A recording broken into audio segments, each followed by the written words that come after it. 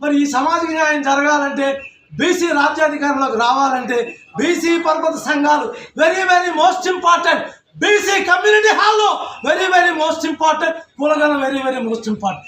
ఇవి బీసీ చర్చా వేదికలో ఈ 3 అంశాలు మనం ఇంప్లిమెంట్ చేయగలిగితే తప్పనిసరిగా బీసీ రాజ్యాధికారంలోకి వస్తుందని నాకు అవకాశం కల్పించిన బీసీ చైతన్య వేదిక మరి అధ్యక్షులు శ్రీనివాసరావు గారికి మరియు బోడే రామచంద్ర యాదవ్ గారికి అందరికీ కూడా సహోదరులందరికీ బీసీ సోదరి సోదరులకు బీసీ మహిళా తల్లులకి అందరికీ నమస్కారాలు.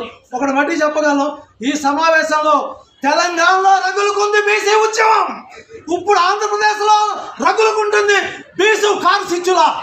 ఈ అవకాశాన్ని అందరూ సద్వినియోగం చేసుకోవాలి. బీసీ ఉద్యమాన్ని బలోపేతం చేయాలి. మన ఫ్యూచర్లో మన భవిష్యత్తులో బీసీ ముఖ్యమంత్రిని చూడాలని మనసా వాచా కర్మణ హృదయపూర్వకంగా కోరుకుంటున్నాను. బలో స్వతంత్ర భారత్ కి జై. జై భీమ్.